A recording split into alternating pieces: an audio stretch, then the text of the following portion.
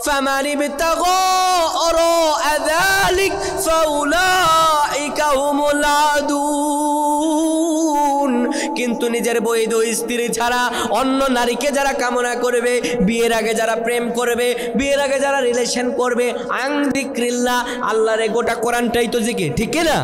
এই কোরআনের নাম আল্লাহ কেন জিকির দিলেন? তুমি প্রেম করো, আল্লাহ বলেন ওয়ালা তাকরাবুজ জিনা, জিনার কাছে যেও না। রাতের গভীরে তুমি আঙ্গুল দিয়ে ছেলেদের মেসেজ পাঠাও বোন, ও যুবকেরা, অন্য বড় নারীকে আঙ্গুল দিয়ে তুমি মেসেজ পাঠাও, free talk time pay, minute pay, অন্যের মেয়েরে কল দাও, বড় মেয়ের সঙ্গে ঘুরো। ওই যে তুমি বিভিন্ন কলেজ, ইউনিভার্সিটি, স্কুলের সামনে গিয়ে তিমের মতো দাঁড়ায় থাকো, মেয়েরা আসলে পরে মেয়েদের সামনে শীষ বাজাও, ইফটিজিং আর টিজিং এর মধ্যে তোমার সময় যায়। তুমি ভদ্র কোনো যুবক নও, তুমি ভদ্র কোনো যুবক নও। আল্লাহ বললেন ওই ইফটিজিং টিজিং যারা করলো, কলেজ ইউনিভার্সিটি স্কুলের সামনে দাঁড়ায় যারা মেয়েদের শীষ বাজালো, অল্প বিয়ের আগে যারা মেয়েদের সঙ্গে রিলেশনে জড়ালো, আমার আল্লাহ বললেন সে তো তোমার স্ত্রী নয়। ফামানি বিতাগরো আদালিক, যারা এই কাজগুলো করবে, ফাউলাইকা হুমুল আদুন, আমার আল্লাহ বলেন সে ধ্বংস হয়ে যাবে, সে ধ্বংস হয়ে যাবে, তার কোনো ইবাদত আল্লাহ দরবার কবুল হবে না। নাউজুবিল্লাহ। স্ত্রী ছাড়া অন্য কাউকে কামনা করা যাবে? আমরা আমাদের জীবনকে কেমনভাবে পরিচালনা করব, সব বিষয়গুলো আল্লাহ রব্বুল আলামিন এই জিকিরে বলে দিয়েছেন। সুবহানাল্লাহ। কেমনে পরিচালনা করবেন আপনি, আল্লাহ সব বলে দিয়েছেন। এবার আল্লাহ তাআলাকে বললাম, আল্লাহ তাহলে যুবকদের কেমন হবে জীবন ব্যবস্থা, তাদের জন্য কি করণীয়, পুরুষদের জন্য কি করণীয়, নারীদের জন্য কি করণীয়, আল্লাহ আপনি এটাও বলে দেন। আমার আল্লাহ রব্বুল আলামিন বললেন, তাহলে শোনো, আমি আল্লাহ বলে দিলাম, কুল লিল মুমিনিনা ইয়াগুদ্দু মিন আবসারিহিম ওয়া ইয়াহফাজু ফুরুজাহুম যালিকা আযকা লাহুম ইন্নাল্লাহা খাবীরুম বিমা ইয়াসনাউন। আমার আল্লাহ বললেন, আমি বলে দিলাম, ও ইমানদারেরা শোনো, ইমানদারের পুরুষেরা, ইয়াগুদ্দু মিন আবসারিহিম, তুমি তোমার দৃষ্টিকে হেফাজত করো, তুমি তোমার চোখের জেনাকে হেফাজত করো। ইয়াগুদ্দু মিন আবসারিহিম, তুমি তোমার দৃষ্টি যদি অন্য নারীর দিকে দাও, ওয়া ইয়াহফাজু ফুরুজাহুম, তুমি তোমার লজ্জাস্থানকে হেফাজত করতে পারবে না। রাস্তাঘাটে চলতে গিয়ে বন্ধুর সঙ্গে চলে, বলে ওই সুন্দরী মেয়ের দিকে তাকা, দেখ একটা সেরা একটা জিনিস যাইতেছে, এমন কথাগুলো বলে না? বলে না? এই রংপুরের ছেলেপেলেরা কি এগুলো বলে নাকি? যারা এই কথাগুলো বলল, তোমার বন্ধুরা খারাপ, তোমার বললো সেরা একটা জিনিস যাইতেছে, ওই দেখ। এবার তুমি তোমার নিজের আত্মাকে, ক্ষুধাকে নিবারণ করতে পারলা না, নিজের চোখের ক্ষুধা তুমি ওই নারীর দিকে তাকালাম। এই নারীর দিকে তাকানোর কারণে কিয়ামতের ময়দানে আল্লাহ রব্বুল আলামিন চোখের মধ্যে সীসা গলায় দেবেন। ও ভাইরা আমার, ও যুবকেরা, এই চোখের মধ্যে সামান্য যদি হাত লেগে যায়, চোখ জ্বলতে জ্বলতে অবস্থা খারাপ হয়ে যায়। আর গোটা সীসাটাই যদি চোখের মধ্যে আল্লাহ তাআলা দিয়ে দেন, সেদিন পার পাওয়া যাবে না। আল্লাহ বললেন, ও মুমিনেরা, তোমরা তোমাদের দৃষ্টিকে হেফাজত করো। আল্লাহকে বললাম, আল্লাহ এই স্মরণ থেকে, এই জিকির থেকে আপনি আমারে জানায় দেন, আমি যুবক হয়েছি, আমার চলাফেরা কেমন হবে।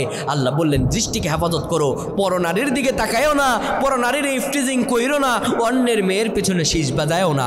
অন্যের মেয়ের পিছনে যারা শীষ বাজায় তারা কোনোদিনও ভদ্র যুবক হতে পারে না, তারা কুলাঙ্গার যুবক।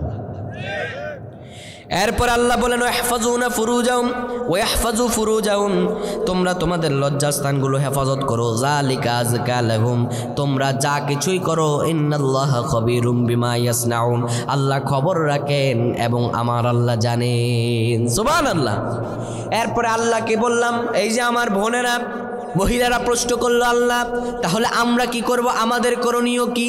আল্লাহ তাআলা জানায় দেয়, আল্লাহ বলেন, কুল লিল মুমিনাতি ইয়াগুদু মিন আবসারিহিন্না ওয়া ইয়াহফাযনা ফুরুজাহুন্না ওয়া লা ইউবদিনা যিনাতাহুন্না ইল্লা মা যাহারা মিনহা। আমার আল্লাহ বললেন, ও দুনিয়ার ইমানদার নারীরা শুনো, তোমরা যদি কোনো পুরুষের দিকে তাকাও অশ্লীলভাবে তাকাও না, পুরুষদের দিকে তাকাও না, পুরুষদের দিকে তাকাও না, তোমাদের দৃষ্টিকে হেফাজত করো। এবং ওয়াহফাজনা ফুরুজাহুন্না, তোমরা তোমাদের লজ্জাস্থানগুলোকে ঢেকে রাখো, হেফাজত করো। তোমরা লজ্জাস্থানগুলো জেনা ব্যভিচার আর অন্যায় খারাপ কাজের মধ্যে জড়িত হইও না। শোনো, ওয়ালা ইউবদিনা জিনাতাহুন্না ইল্লা মা যাহারা মিনহা, এবং তোমরা তোমাদের বক্ষদ্বয়কে ঢেকে রাখো। এমনভাবে চলাফেরা করো না যেন তোমার শরীরের দিকে অন্য পুরুষেরা আকৃষ্ট হয়। সুবহানাল্লাহ। অন্য পুরুষরা যেন তোমার শরীরের দিকে আকৃষ্ট হয়, এমনভাবে তোমরা চলাফেরা করো না। যদি এমনভাবে তোমরা চলাফেরা করো তো তোমাদের জন্য কঠিনতম অবস্থা হয়ে যাবে। এমন কঠিনতম অবস্থায় তোমরা উপনীত হবে আল্লাহর কাছে। এর জন্য তোমাদের কঠিনতমভাবে জবাব আল্লাহ তাআলার কাছে দিতে হবেই হবে। ও দুনিয়ার মানুষেরা, আল্লাহ সুবহানাহু ওয়া তাআলা আমাদের বারবার এই সম্পর্কে অ্যালার্ট করে দিয়েছেন, তোমরা যেন নিজেদেরকে খারাপ কাজের মধ্যে জড়িত করিও না এবং তোমরা নিজেদের লজ্জাস্থানগুলোকে হেফাজত করিও। কোনোদিনও অন্য পুরুষ বিয়ের আগে কোনো রিলেশন কোনো কিছুর মধ্যে জড়িও না। যদি জড়াও আল্লাহ বলছেন আদু তোমরা ধ্বংস হয়ে যাবে। এই গোটা জিকির থেকে আমরা যদি নিজেদের পথ প্রদর্শক অনুযায়ী এই কিতাবকে মেনে নিতাম তাহলে আমরা কোনোদিনও পথভ্রষ্ট হতাম না। আল্লাহ তাআলা বলেছেন তোমাদেরকে এই হুদা দিলাম, এই হুদা যদি মেনে চলো ফালা খাউফুন, কোনো ভয় থাকবে না, ওয়ালা হুম ইয়াহজানুন, তোমাদের চিন্তারও কোনো আশঙ্কা থাকবে না। আল্লাহ তাআলা এই হুদার মাধ্যমেই প্রত্যেক ইমানদারদের ইমানকে আল্লাহ তাআলা প্রশস্ত করে দেন। সুবহানাল্লাহি ওয়া বিহামদিহি। প্রিয় ভাইরা আমার, এই হুদার যদি ব্যাখ্যা দিতে চাই অনেক লম্বা ব্যাখ্যা হয়ে যাবে। অলরেডি 1 ঘন্টা আলোচনা আমরা হুদা এবং আজ-জিকির, কোরআন যে পথ নিদর্শন এবং এটা যে আমাদের জন্য আজ-জিকির মানে স্মরণ আমরা কিভাবে করব প্রতিটি কাজে, এই বিষয়টি আমি বুঝালাম।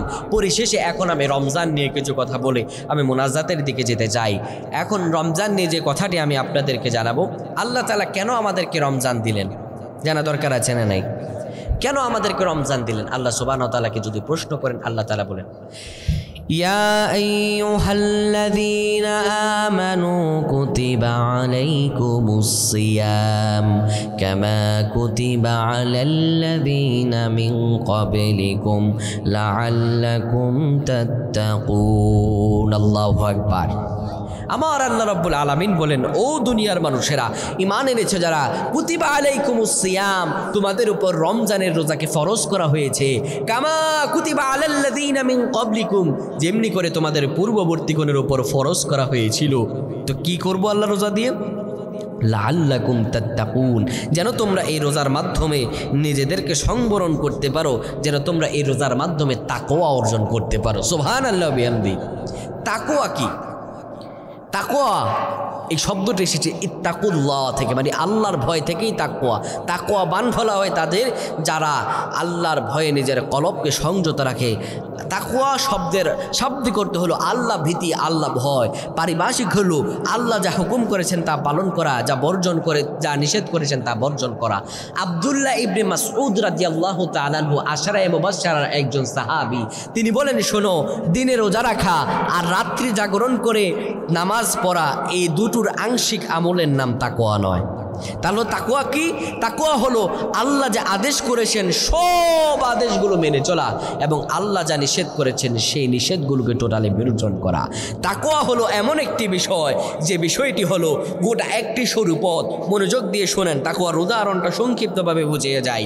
তাকওয়া হলো একটি সরু পথ, দুই দিকে কাটার জন্য জীর্ণ, কাটাযুক্ত পথ, সামনে একটি সরু পথ।